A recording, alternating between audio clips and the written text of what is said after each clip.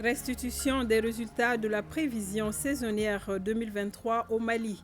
Mali Météo s'est prêté à l'exercice ce vendredi afin de nous fournir des informations agro-hydroclimatiques météorologiques, des précisions dès le début de ce journal. À Koulikoro, les Maliens âgés de 18 ans ont désormais accès à leur carte d'identité nationale biométrique. Le chef de cabinet du ministre de l'Administration territoriale et de la décentralisation, colonel Abdrahmane Ouattara, a procédé lundi dernier au lancement officiel de la remise du sésame au grand bonheur des futurs électeurs. Bienvenue dans cette édition. Je vous le disais, la prévision saisonnière 2023 au Mali est disponible. L'agence Mali Météo vient de tenir une journée de restitution des résultats afin de fournir aux producteurs ruraux et autres usagers des informations agro-hydroclimatiques météorologiques. La restitution a été suivie par notre reporter Agibou Koulibaly. Cet atelier de restitution de l'agence Mali Météo vise à partager avec les médias, les producteurs ruraux et les services techniques les résultats de ces travaux sur la prévision saisonnière édition 2023. Il faut véritablement tenir compte aujourd'hui de l'information météorologique avec les changements climatiques que nous connaissons. Parce que le climat, la météorologie, c'est le rôle essentiel, c'est les missions essentielles des services météorologiques d'une manière générale. Occasion pour les différents acteurs d'échanger sur des thématiques comme la présentation des prévisions saisonnières, des cumuls pluviométriques, la présentation des prévisions saisonnières des caractéristiques agro-hydroclimatiques et la détermination du réseau de collecte des données, entre autres. Il s'agira donc pour vous, au cours de cette journée, de vous approprier des résultats des prévisions en vue d'une large dissémination et d'une utilisation efficiente par le plus grand nombre de décideurs et d'opérateurs. En vue d'assurer une meilleure exploitation de ces informations, selon la direction de Mali Météo, plusieurs actions seront menées, notamment la sensibilisation et l'information des utilisateurs des différents secteurs socio-économiques sur les résultats de cette prévision saisonnière assortie des recommandations pour prévenir les risques. Les pays membres du PRAPS 2, projet régional d'appui au pastoralisme au Sahel phase 2, étaient réunis à Bamako pour évaluer les différents projets réalisés par l'organisation régionale. Le but de l'exercice est de planifier des projets futurs afin de renforcer les capacités des pays membres dans le domaine du pastoralisme. Noum Sissoko. Le PRAPS 2, projet régional d'appui au pastoralisme au Sahel phase 2, s'est engagé dans une dynamique visant à améliorer la conduite du projet. Cela nécessite la mise en place d'un dispositif unique combinant un système d'information géographique, produisant des cartes interactives et des tableaux de bord simplifiés. Cet atelier est organisé pour renforcer les capacités des responsables en suivi, évaluation et informaticiens du projet pour la prise en main rapide de ce dispositif. Ce dispositif innovant de suivi mis en place devrait permettre, en renseignant les indicateurs du cadre des résultats du projet à travers les formulaires digitalisés sur la plateforme Kobotool, Box et des fiches Excel, sous les formats harmonisés avec la possibilité d'avoir des signaux instantanés sur des situations critiques pour les prises de décision adéquates. Le dispositif doit aussi permettre d'obtenir une vue d'ensemble des infrastructures, des indicateurs clés ventilés par découpage géographique retenus et représentés sous forme de cartes, graphiques ou tableaux. Pendant 9 jours d'intense travail, vous aurez à vous familiariser au niveau du dispositif de pilotage du projet, à renforcer vos compétences avec les logiciels Power BI et QGIS pour une meilleure visualisation et visibilité des réalisations du projet. Cet atelier regroupe une trentaine de cadres du PRAPS 2 venant des 6 pays membres et du SILS. À Koulikoro, les Maliens âgés de 18 ans ont désormais accès à leur carte d'identité nationale biométrique. Le chef de cabinet du ministre de l'Administration territoriale et de la décentralisation, colonel Abdraman Ouattara, a procédé lundi dernier au lancement officiel de la remise du sésame au grand bonheur des futurs électeurs. Djemba Moussa Konaté, compte rendu. Lors de ce lancement, c'est Daouda Samake, un ancien garde à la retraite âgé de 76 ans, qui a été la première personne à recevoir sa carte nationale d'identité biométrique sécurisée des mains du chef de cabinet du ministre de l'Administration territoriale et de la décentralisation. Je suis très content d'avoir ce précieux sésame. La carte biométrique est très importante car la seule carte joue plusieurs rôles. Elle est vraiment sécurisée et sans décharge. Pour le maire de la commune urbaine de Koulikoro, ce document va sans doute concourir à une large compréhension du document. La carte d'identité nationale sécurisée permet la mobilité intra-régionale, de lutter contre le trafic et les migrations irrégulières, entre autres. Cette carte d'identité biométrique sécurisée est commune à l'ensemble des États membres sous la forme d'un titre aux caractéristiques techniques communes, spécification CEDEAO OACI, et conforme aux recommandations de l'Organisation de l'aviation civile internationale, l'OACI, en matière de documents d'identité et de voyage. Le sens que je donne à l'activité de ce matin est un sens, dans un premier temps, patriotique, plein de sens, puisqu'il consacre la remise quand même régionale de la carte biométrique sécurisée. J'invite l'ensemble de la population de Koulikoro et au-delà l'ensemble de la population malienne à retirer ces cartes biométriques. La carte nationale d'identité biométrique sécurisée a une validité de 5 ans. L'entrée en vigueur de ce document met fin à la production et à la délivrance du numéro d'identification nationale NINA, à la carte d'identité nationale ainsi qu'à la carte consulaire. L'Alliance Malignata vient d'organiser à Baguineda une séance populaire de vulgarisation du projet de la nouvelle constitution. Selon les initiateurs, elle entre dans le cadre de leur série d'activités de vulgarisation du dit document. Abdul Karim Kaba. Une mobilisation des grands jours à Baguineda, cela afin de mieux expliquer et partager le projet de la nouvelle constitution. Initiée par l'Alliance Malitanien, cette activité de sensibilisation a été bien accueillie par les autorités traditionnelles et administratives de Baguineda. Donc ce rendez-vous cadre parfaitement avec la vision et les orientations d'un grand patriote, le colonel Assimi Goïta, président de la transition, chef de l'État, qui consiste à doter le Mali d'une nouvelle constitution conforme à nos aspirations légitimes. C'est un devoir de partager le projet de la nouvelle constitution afin que le oui l'emporte au soir du 18 juin prochain. C'est pourquoi l'Alliance Malitanienne multiplie les sessions de sensibilisation, martèle le président. Ce qu'il faut retenir d'abord dans un premier temps, c'est la mobilisation de la population de Baguineda, les directeurs d'école, également le syndicat des enseignants. La séance de vulgarisation aura été bénéfique à Baguineda parce qu'elle aura permis d'approfondir les connaissances de la population. La journée a été fructueuse à mon humble avis et le fait de vulgariser la nouvelle constitution, ça c'est une affaire de nous tous, avec la collaboration de notre sous-préfet également, et qui n'a mélangé aucun effort pour nous assister, pour nous accompagner. Notons que cette activité de vulgarisation du projet de la nouvelle constitution a mobilisé l'ensemble des couches sociales et professionnelles de Baguineda. Au finish, chacun a eu un exemplaire. Et dans la même veine, le projet de constitution de la République du Mali est le titre de la leçon modèle dans une classe de terminale sciences sociales du lycée Massa Makan Diabaté. Les chapitres et articles du projet expliqués et détaillés par le maître ont pour but de vulgariser davantage le contenu et de faciliter son appropriation. Suivons la leçon avec Fademba Keita. La constitution, c'est pour tout le monde. Ce n'est pas pour un individu, ni pour un groupe d'individus. Non. C'est pour tout le monde.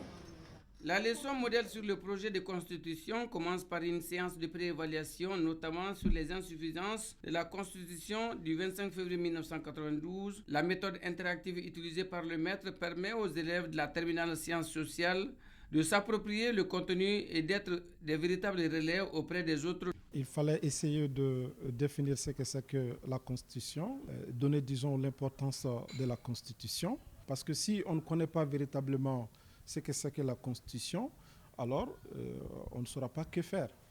Que tout le monde s'inspire du contenu, que les gens se familiarisent avec le contenu, afin que le 18 juin, que les gens se rendent aux urnes afin de dire, moi je dirais afin de dire oui au référendum.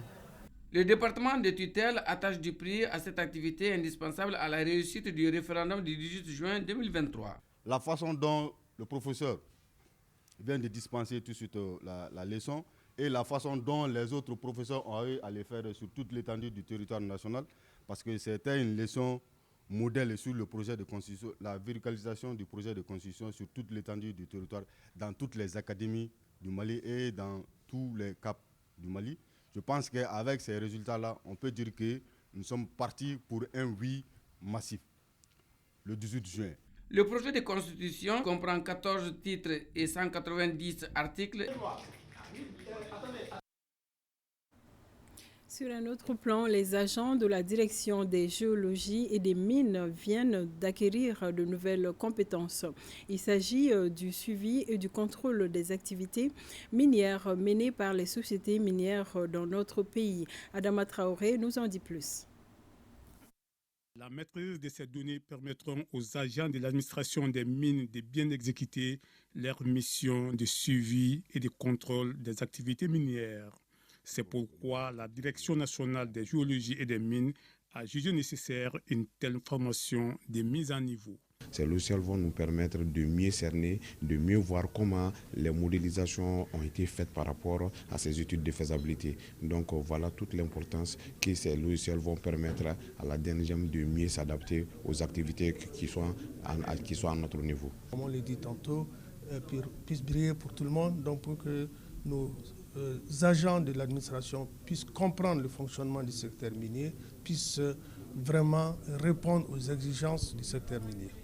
Pendant 19 jours, les connaissances acquises par les participants devront permettre d'aboutir à l'atteinte des résultats. Donc ça nous permettra effectivement de bien vérifier, de bien contrôler les données qui sont obligés de nous transmettre dans le cadre du contrôle et le suivi de leurs activités. La formation fait suite à la maîtrise des techniques employées par les sociétés minières lors de l'exploitation des minerais. Aujourd'hui, vraiment, c'est l'opportunité qui nous est offerte d'être assidus vraiment à cette formation. Vous tenterez vraiment de vous familiariser avec des logiciels tels que Surpac, tels que ArcGIS. À la fin de la formation, les participants devront restituer à la base les connaissances apprises. À Taoudeni, la commune d'Arawan a tenu la première session ordinaire de son comité d'orientation, de coordination et de suivi des actions de développement. Cet exercice vise à aider la commune à amorcer son développement de façon ordonnée. Reportage Cherfi Moulay. Les membres échangeront sur les difficultés rencontrées par les acteurs sur le processus de mobilisation des ressources. Proposeront 2 solutions envisageables aux différents blocages. Il sera également question de partager les consignes et orientations de la mobilisation des droits de tirage 2023 du Fonds national des collectivités territoriales.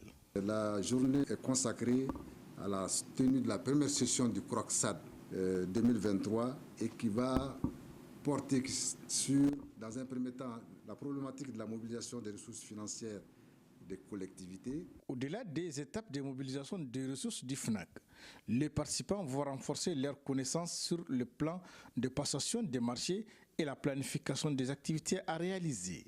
Le CROCSAD est également chargé de donner un avis sur les stratégies et programmes de développement au niveau de la région et suivre leur mise en œuvre. Il a pour mission également de veiller à la cohérence de la mise en œuvre des programmes sectoriels dans la région, formuler des recommandations tendant à assurer une bonne exécution des 10 programmes.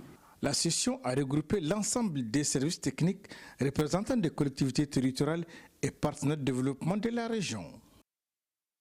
Ici à Bamako, journée de reboisement à la Cité des enfants, une initiative de l'école Les Lauréats pour responsabiliser et faire participer parents et élèves à l'initiative éco-citoyenneté. Ce sont des enfants joyeux qui ont pris part à l'événement, nous dit Barakissa Ouattara. C'est ma première fois de planter, c'est une très bonne activité. La Cité des enfants ce samedi 6 mai. Le soleil est au rendez-vous, tout comme les élèves de l'école. Les lauréats venus reboiser la maison commune des enfants du Mali. On plante des arbres pour les générations futures. On doit planter les arbres parce qu'on doit avoir de l'oxygène. Ça nous permet de concevoir un avenir meilleur pour nos futurs enfants, pour nos futurs proches et pour la terre elle-même. L'initiative s'appelle Éco-Citoyen. 150 plans sont prévus pour cette première sortie. Donc le moringa en bambara c'est Bachirini, celui de droite c'est le Lesena et celui de gauche c'est le Gliricidia. C'est des arbres très très résistants et l'avantage qu'ils ont c'est qu'ils enrichissent le sol. Ce n'est pas une action isolée où on va juste planter et rentrer chez nous et puis c'est fini, non. C'est un engagement fort. Sur les prochaines années, nous nous engageons à en faire plus. Les parents présents ont pleinement pris part aux activités. Ils incitent et invitent d'autres à faire comme eux.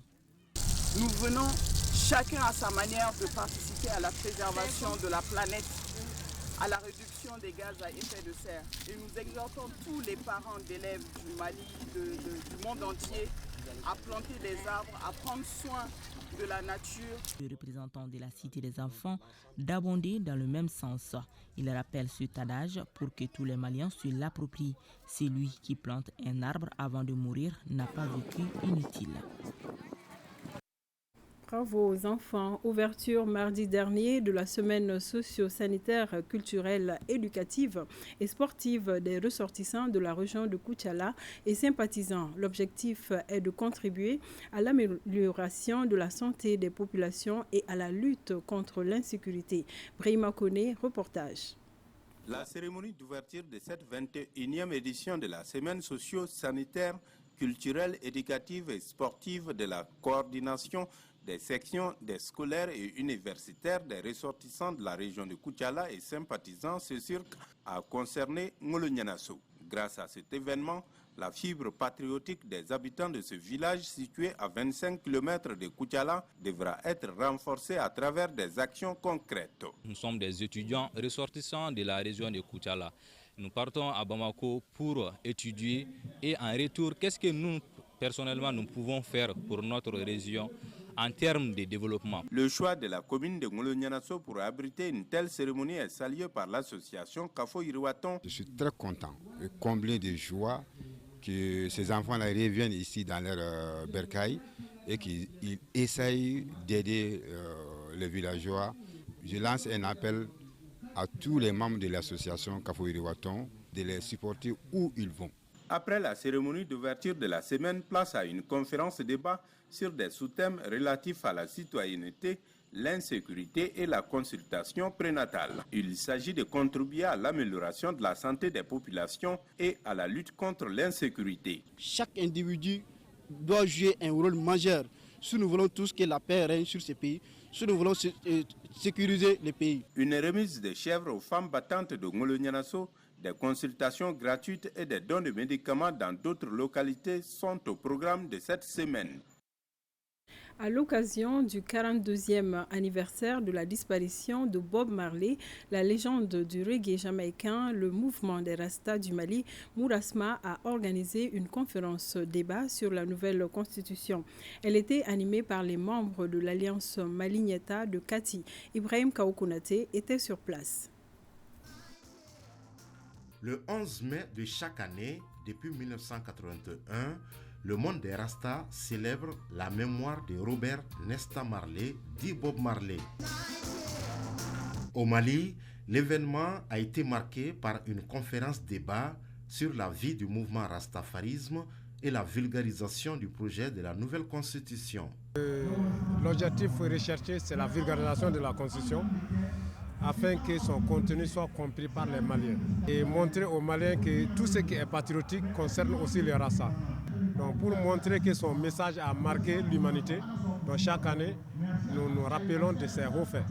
L'occasion était bonne pour les Rastas de s'imprégner du contenu du projet de la nouvelle constitution. Les Rastas sont des citoyens maliens comme tous les autres. Ils veulent savoir tout ce qui se trouve dans le projet de constitution. On est là dans ce cadre-là, donc c'est pourquoi ils ont posé des questions, des contributions également. Donc nous avons répondu à ces questions. Je pense qu'ils sont vraiment motivés également pour apporter leurs contributions. La conférence débat est suivie par un concert géant animé par les pionniers du reggae malien. Et nous refermons ce journal par la musique. Le chanteur Souleymane Diarra, alias Zikri Solo, a célébré samedi dernier ses 20 ans de carrière. Une occasion pour Zikri Solo de remercier ses partenaires, ses fans et surtout la famille de Chérifla pour leur accompagnement durant ces 20 ans. Une soirée organisée par Mamina Production, nous dit Souleymane Sidibé. 2003-2023. Cela fait 20 ans que Souleymane Diarra, alias Zikri Solo, a entamé sa carrière de compositeur et d'interprète de chants religieux appelés Zikri. Pour magnifier ses 20e anniversaire, les fans et les proches de Solo sont venus d'un peu partout. Une soirée de reconnaissance à l'endroit de ses partenaires et ses fans, mais aussi une soirée de bonheur pour l'homme qui aura franchi du chemin pour en arriver là. D'abord, gloire à Dieu qui nous a montré ces jours. Je suis très content. Aujourd'hui est un grand jour pour moi. Je remercie tout le monde, notamment Ousmane Chérif Aïdara et sa famille. Quant aux fans de Souleymane Diarra, ils apprécient l'humilité de leur star. Solo est un ami et un partenaire. Je l'ai connu à travers Aïdara. C'est un grand homme, un homme d'humilité. Mon frère Zikri Solo, Inch'Allah, Solo est un grand homme. J'apprécie son amour envers Aïdara et ses enfants. C'est pourquoi j'ai effectué le déplacement aujourd'hui de la Côte d'Ivoire à Bamako. Pour reconnaître les efforts des uns et des autres dans la réussite de sa carrière, Zikri Solo a décerné des attestations à ses partenaires et fans. Une façon de leur dire merci du fond du cœur. Beaucoup d'autres belles années à Zikri Solo. Merci d'avoir suivi ce 13h. D'autres informations dans nos prochaines éditions. À demain 13h, s'il plaît à Dieu. Bon week-end.